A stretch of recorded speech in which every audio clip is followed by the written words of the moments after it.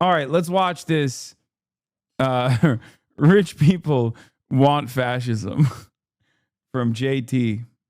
Do we all remember when Democrats called Trump a fascist? Fascist. He's a fascist. Fascist. Fascist. Do you think Donald Trump is a fascist? Yes, I do. But then Trump has been elected. The cheers coming up. And then I'm going to work to find common ground with the Republicans on how we can do that. We fought like heck on where our values were assaulted or challenged, and we'll continue to do so. But that does not mean we will not aggressively look for common ground.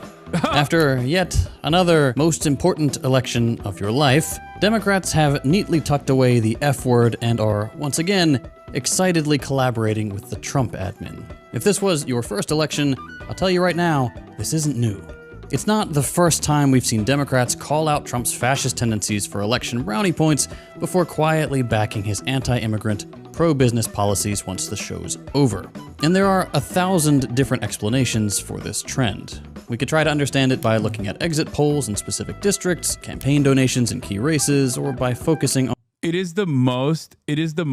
just gotta go back to this one more time. There's nothing more French than having a guy say French people are anti-Semitic as a joke, obviously, or love pedophilia as a joke, obviously, and then accidentally compare them to the German, only to have every French person be like, whoa, whoa, whoa, that is a bridge too far. Are you out of your mind? The only thing I could have said worse than that in the eyes of Le Frenchman is if I compared you to the English, which I would never do. I would never do that to you. On whatever Fetterman is doing. But I think the best way to understand this comfortable alliance between liberals and the far right actually comes from looking a little farther back at the last 100 years. The last century is full of moments where liberals fall in line behind right-wing dictators.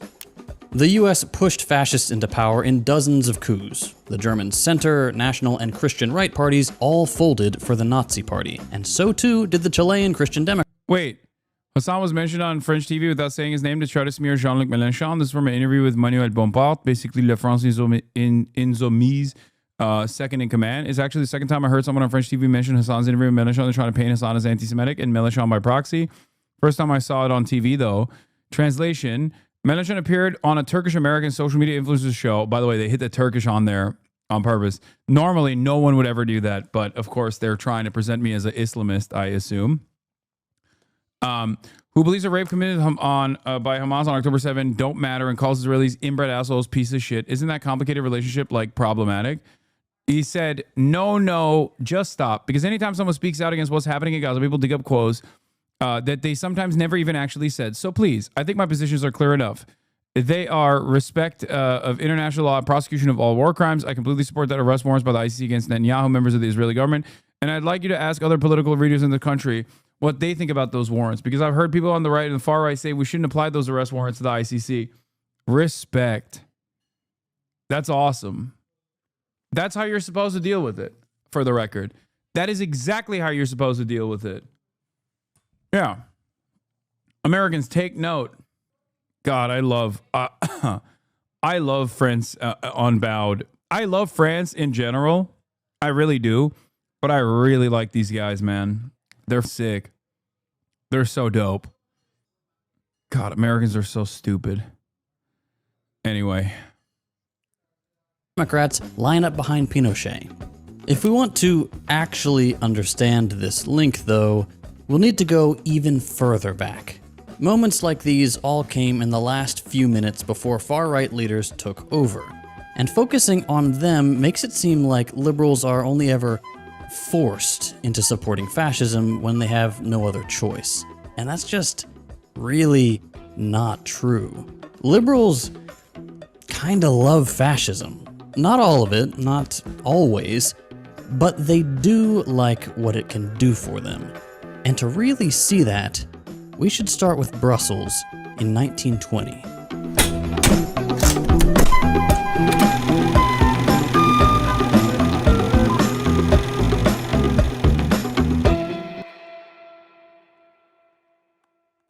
Howdy friends, JT from the future here. I just wanted to take a quick second to do a shameless plug for Means TV, both because it's awesome and because being a dirty communist on YouTube is looking like more and more of a losing proposition. If you're not familiar with Means, it's a worker-owned cooperative and explicitly anti-capitalist streaming service. You can find everything from my videos to original series like Means Morning News to feature-length documentaries like Abby Martin's Gaza Fights for Freedom, with more amazing content being added every day. I've been working behind the scenes to help turn Means into a place that's both worthwhile for viewers as well as offering financial security for socialist creators in an increasingly reactionary political landscape. Every creator on the platform has a unique link that when anyone signs up using that link, that creator directly benefits from the subscription. I have mine in the description below, but if you really appreciate another creator's work, make sure to use their link instead. All of us at Means are trying really hard to build an alternative media ecosystem that is ideologically dedicated to sharing left-wing perspectives. With Means TV, we're able to say things the way they are. No pulling punches, no beating around the bush to trick the all-seeing eye of the algorithm. Means gives us the freedom to make the content we really want to make and say the things we really want to say. There's even a community forum where creators can engage with each other and fans right on the platform. As a little thank you for watching our channel, if you sign up with our link, or another creators if you prefer, you can get your first month 20% off. Or for an even better deal, you can opt for the annual plan and get the whole year 20% off. A full year of Means TV will run you less than $90, which is like the cost of a single DoorDash meal these days. Every person who signs up using a creator's link is directly contributing to the financial stability of that channel and the entire cooperative media project. None of this would be possible without the generosity of viewers like you. Means TV is entirely grassroots funded, and it always will be. So if you'd like to help support our work, consider signing up for Means TV using the link below. It really does help the team here at Second Thought and dozens of principled socialist creators across the platform. Thanks for your support. All right, back to the video. World War I completely transformed European politics for a million different reasons. For starters, because of the war effort, most European countries sort of gave up on free market capitalism. They realized their survival couldn't depend on business owners and their profit-first priority. Holy, look at the sponsored area below my YouTube video. I got suspended again. Israel's Foreign Affairs Ministry. It's like when a serial killer comes to the scene of the crime. The flex. So yeah, we'll watch. I'm going to remove the blockade that I have on the Jube because of the dismantling of a Jordan Peterson by 20 atheists. Later, governments took over, organizing production, foreign trade, resource allocation, labor markets, bringing tons of private companies into the public's hands, and guaranteeing a new baseline social welfare while also dropping the gold standard to free up government budgets from artificial restraints. They needed to get things done. Surviving the war meant dramatic changes, and those changes actually had some pretty interesting consequences. Not only did they fundamentally undermine the widespread idea that free market capitalism was this all-capable, perfectly functioning system that's in tune with the very essence of human nature, because if it was, why bother with all this stuff? But also, by getting the state explicitly involved and making it super obvious just how much of the economy is just random autocrats calling the shots, governments completely destroyed any idea that capitalism and its hierarchies had anything natural or democratic about them. Instead of the market, you now had a very clear idea of specifically which people were deciding what happened to you. And rather than being forced to do stuff with the threat of unemployment and whatever percent the government thought was acceptable, workers were suddenly being disciplined by the state directly if they didn't comply with the war effort. Meaning once it was clear to most people that you didn't need the profit motive to get things done, and that governments could run economies to send thousands to die, workers organized so that they could use these same powers to instead make their lives better. And wow, did they organize. In Italy and Britain, for example, worker strikes reached unprecedented scale. 35 million workdays were spent striking in Britain in 1919, and 2.5 million workdays were spent striking in Italy in April of that year alone. To give you an idea, 1919 and 1920 are affectionately called the Red Years in Italy for just how popular communism and socialism became at this time. And even after that, this was also part of the reason why both in Italy and even to a certain degree in Nazi Germany, the initial fascist movements started off as like socialist adjacent, a fake left populism, okay? Because that was the only popular game in town in order to attract broad support. Now, of course, it very clearly was not that at all, and dropped all notions of being pro-workers very quickly. But beyond that, post-World War II, there was a lot of popularity for socialism, again, both in Italy and in many other places, but I don't know if JT will bring that up. With that came new attempts at doing the economy without... Yeah, does that fake populism come across as I mean, does that do you feel like there's a comparison here with like contemporary American politics? Much to consider about this whole, like, you know, we're gonna really help the American working class. I just can't seem to place my finger on anyone doing something like that right now. Without capitalists. Just like what was happening in the Soviet Union, Italian workers organized in factory councils, managing hundreds of factories and industries like agriculture much more democratically, and turning huge chunks of the national economy away from the profit motive. Oh yeah, Trump followed a huge wave of leftism in the US? No. Having said that, however, when you adjust it to the current socio-political culture in this country, he absolutely is presenting himself as an anti-interventionist and even someone who is pro-working class, as opposed to the Democratic Party. He's actually able to do so successfully. One, because Americans are stupid. Two, because there's no real left alternative in this country. And three, the Democrats have entirely dropped the ball on being pro-working class in their aesthetics even. So yeah, it is identical to what we're talking about. You just have to adjust it to America in 2025, as opposed to the wave of real socialist and communist support in these countries, in European countries at the time.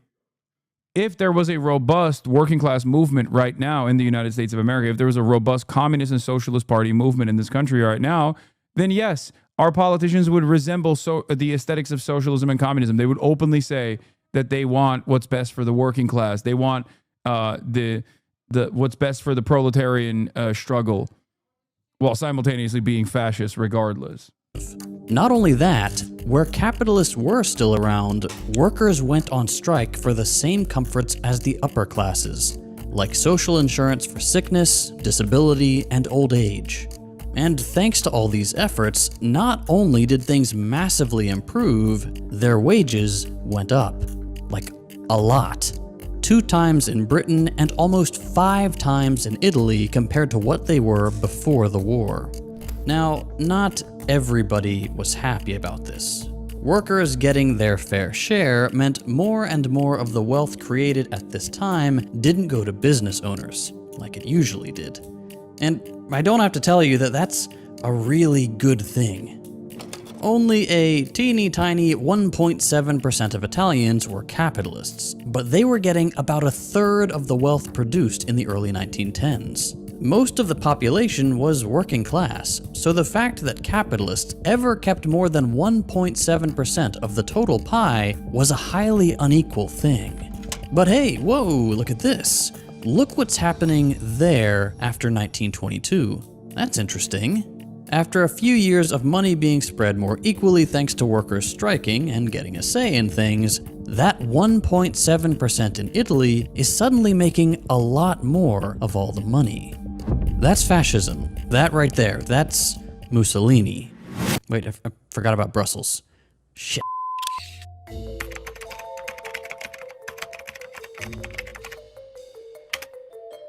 From September 25th to October 8th, 1920, Brussels hosted the International Financial Conference. This conference was attended by economists, but also bankers and treasury officials, and hardly anybody representing workers. Hailing from countries across Europe, these wealthy technocrats came together to discuss the fact that capitalism wasn't so hot anymore, that it was digging into their profits, and that people were starting to feel just a little too hopeful that their lives might improve as It's always Brussels, dude. The beating heart of European fascism. they were getting rid of it in more and more places. They were eager to go back to business as usual, but to quote a financier who attended, the manual workers were encouraged to expect and do expect some new way of life, some great betterment of their lot. These changes, they believe, can be achieved if the system of private industry is replaced by a sort of government or common ownership, something that these workers had started proving could actually work. But that's not the point. What sort of a better life were people hopeful for after the war and rationing? According to the report Brussels issued, very basic things like superfluous, excessive consumption of butter and sugar. Basically, the proles were making too many cakes. So, naturally, these jerks decided it was time to invent a new kind of dictatorship. Enter fascism. To restore business owners' status at the top of society, they needed to engineer a new economy that would arbitrarily punish workers while making it seem like this was an objective necessity. And they had a few ideas.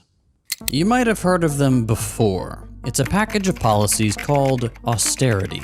In 6 short words, work hard, live hard, save hard. An austerity economy is one that tries to get you to spend more time at work, producing more stuff, making less money, while cutting your spending so that the stuff you make goes straight to exports.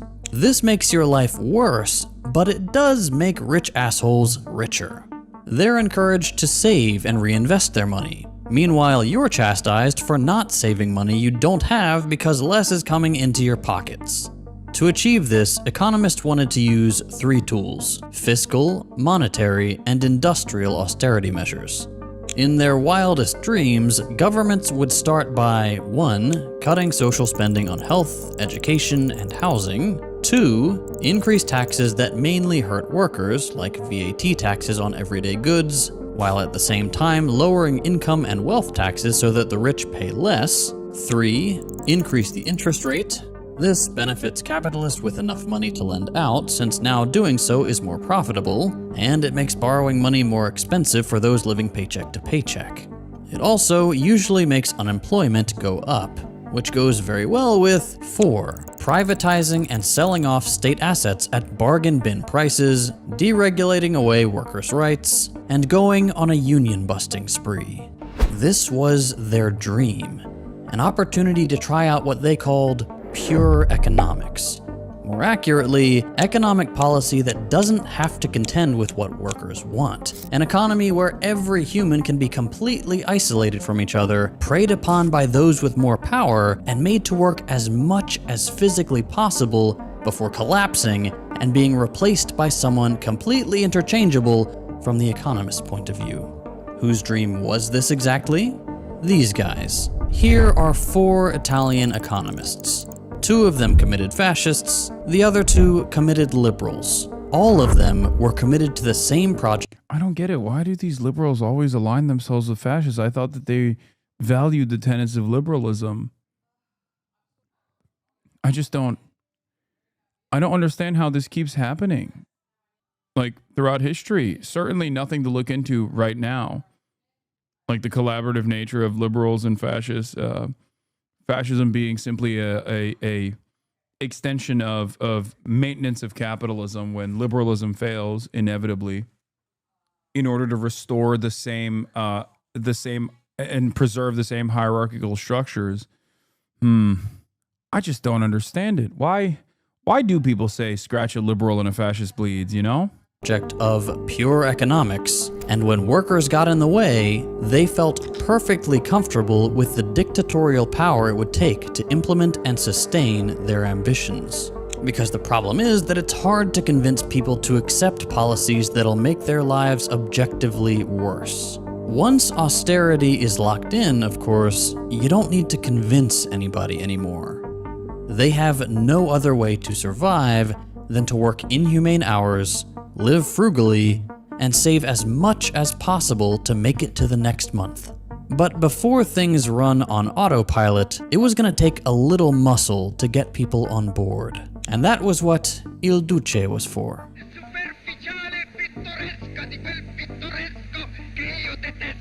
This is the argument Clara Mattei makes in The Capital Order, the book I've been referencing throughout this video. That was her graph earlier. She's the one who found all those quotes. According to Mattei, fascism wasn't just a fascist project. Historically, fascist parties were never popular with a majority of the population. No, fascism was first and foremost a technocratic project that brought together both the far right and liberals intent on testing out their economic theories to protect the capitalist system from the... Check off the liberals or fascist bingo box. I like that you're watching an academic analysis of how liberals collaborated with fascists, and you just simply reduce it to a simple check off the liberals or fascist bingo box. Like, how do you, as a liberal, not recognize that you are also engaging in the same exact anti-intellectualist garbage that you constantly rail against the reactionary right on? Like, you're correct when you say, oh, Republicans are so stupid, but then you engage in that same exact stupid behavior right here. Just have a little bit of intellectual curiosity, man. Jesus Christ. It blows my mind. It genuinely blows my mind. Like, liberals fancy themselves to be liberal because they're well-read, okay? And the entire capitalist structure is designed so you can be well-read and then believe in liberalism, okay? I get that. But, you know, you shouldn't be so close-minded to alternative frameworks here, especially when it's historical analysis. It's not like this person is just like making shit up. Why? Why do you do this? Why do you, on the one hand, consider yourself to be this brilliant person, okay? Unban NATO Andy annoying lib. I assume my ban was due to calling out the guests or being too confrontational. But that's bad faith comparison to the Democrats versus Republican stances on Gaza versus immigrants. And the folks in Michigan who let that happen will share the blame for what happens if that Trump wins the election. Oh my God. Israel would just get the weapons somewhere else. They are going to continue on this bloodlust no matter what. See, like this right here, again, NATO Andy, this right here is just incorrect. It is a lie you have told yourself. Israel could not continue its death and destruction campaign without America's go-ahead. Okay? I'm not even going to get into the Michigan stuff because I think it's gross and disgusting. But like, don't you value the truth? Don't you value being right sometimes? You know what I mean? I certainly do.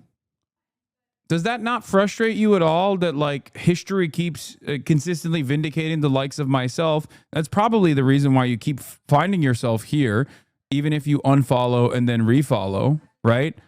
Because like there's something that is bringing you back here because you have that intellectual curiosity. Even if it's because you want to be contentious to what I have to say, there's something inside of you that says like, maybe I'm going to listen to what this guy has to say. Okay? Do you see what I'm saying? There are people like you in this chat that come in here and think, oh, I want to hear what this guy has to say. I don't really agree with him. I don't think he's right. He is against my worldview, right? But I don't know. After a certain point, I think they find themselves going, you know, maybe this guy's not so wrong. You can let that happen to you as well. But it requires you to be a little bit more skeptical of the well-established narratives that you abide by, that you have believed your whole life. It's very difficult, but it's the first step in this process, the first step in this journey. It's just simply intellectual curiosity. You have it in you. That's why you're in here. Okay? I broadly agree with their concern here, but why do we sometimes blame modern liberals for their ideological ancestors' fault when they continue to do the same thing? I get it, but sometimes it feels like a smug way to say we're always right. Well, the reason why I say it is because I want everyone's got a little bit of a liberal dog in them. Okay? Everyone still has that because it is the monoculture. It is the environment that we grow up in. So everyone still has a tendency to revert back to that liberal framework. And the reason why I stress the importance of like understanding how liberals have historically collaborated with fascists and how you see modern versions of that right now. The reason why I keep reiterating that is not to bully liberals, but it's to get them to recognize that perhaps that worldview that they've taken for granted is not correct, or that it is now time for an evolution beyond that way of thinking. That's the reason why I'm always relitigating these old wounds. It's not to say that you are a liberal because of your epigenetic memories. I don't believe that. I don't think that this is like predetermined. I want people to reflect a little bit on what they have believed as like well-established facts. Mao's combat liberalism explains everyone is somewhat liberal very well. This is where he talks about the line of demarcation, right? I think maybe not.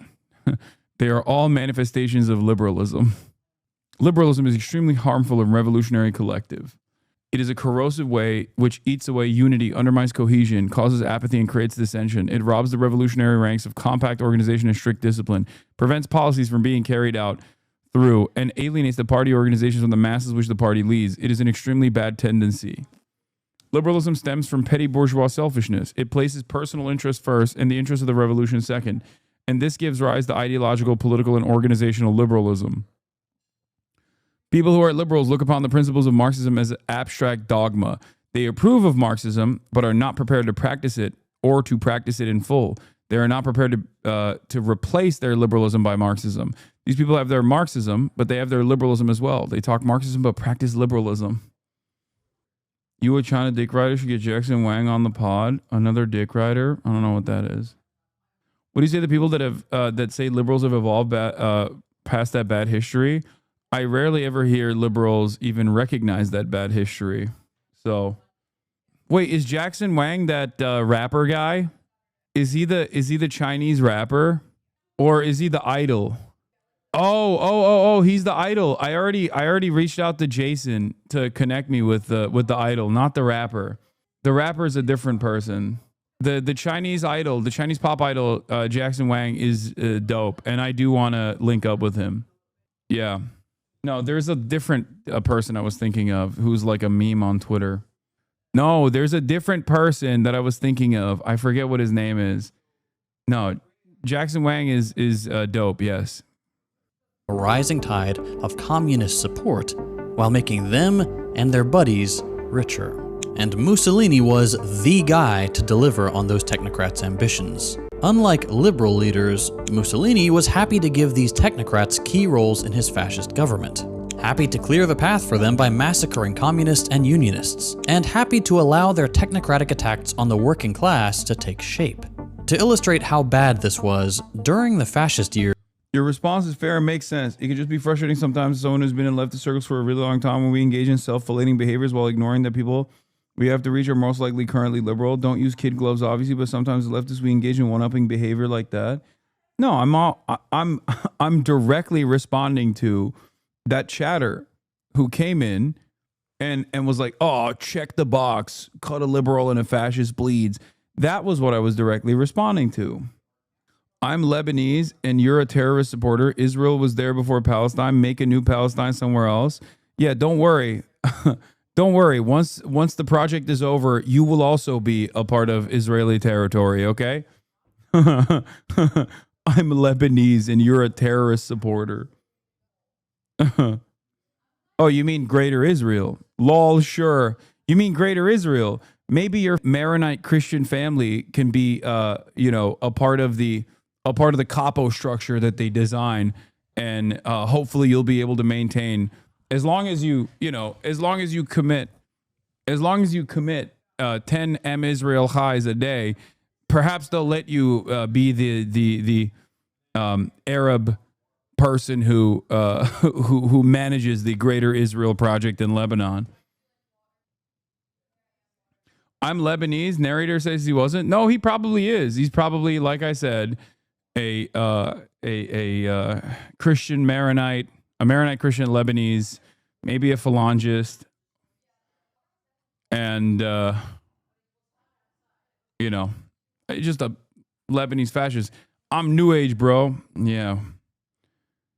Just wait till the newest age kicks in when you're no Muslims here. No Muslims here. And no Muslims here is Lebanon. I'm half Lebanese, 34 years old. I think even though Asmongold is wrong 80% of the time, so are you. You're both equally toxic and create negativity. Also, Israel was there before Palestine. Look at the history of maps. The other Arab countries should just donate land and make a new Palestine. Land doesn't matter. Stop the conflict. God damn. 34 years old, bro.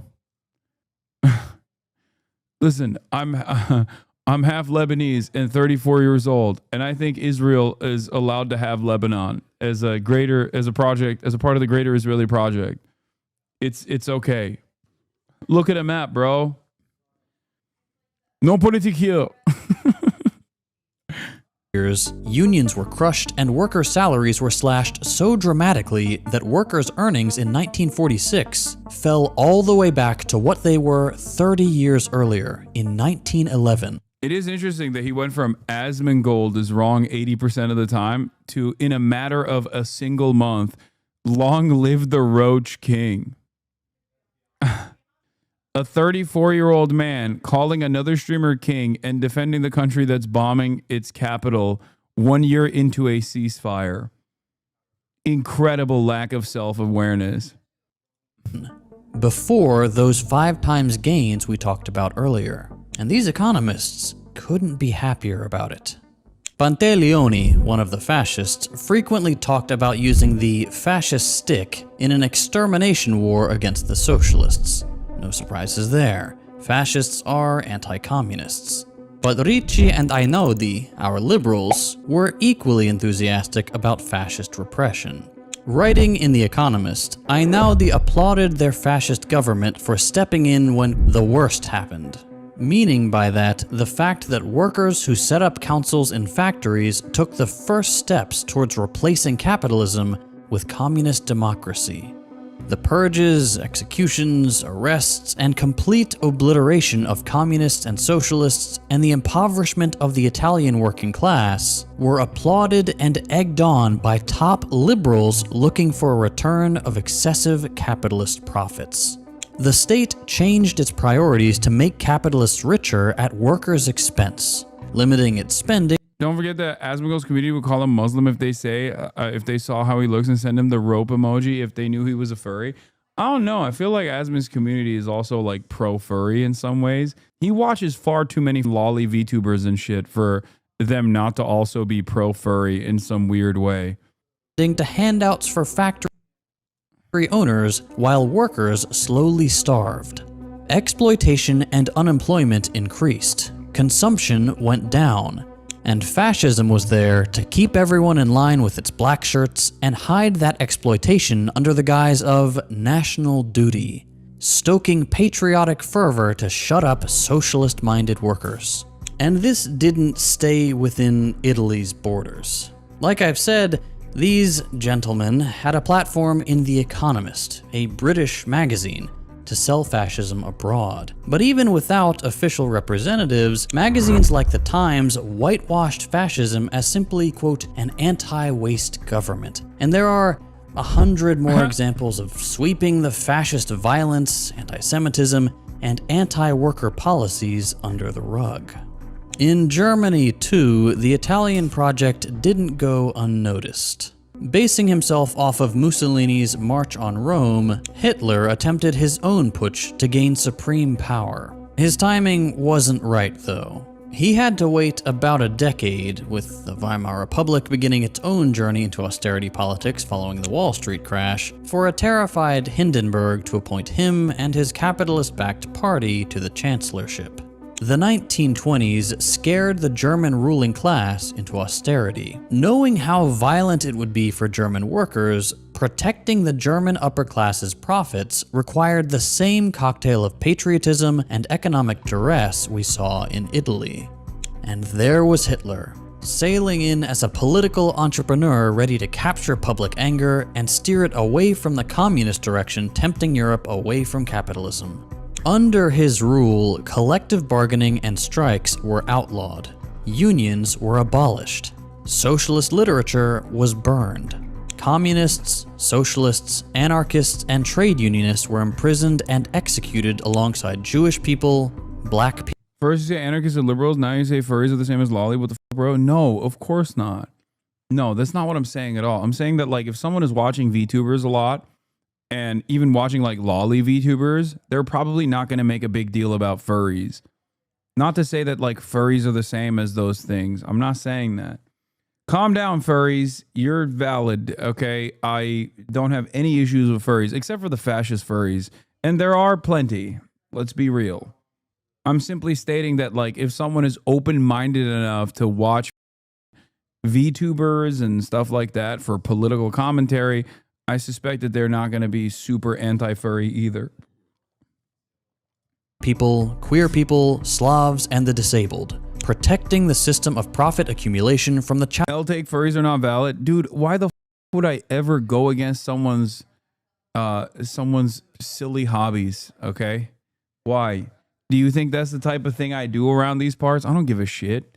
If you want a $3,000 fursuit that has like animatronic capabilities and like it moves around when you open your mouth and stuff, and you want to dress up in that and get all sweaty, go ahead, you know, make my day. Have fun with that.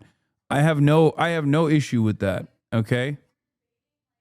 I don't care. I feel like it is so insignificant and so inconsequential.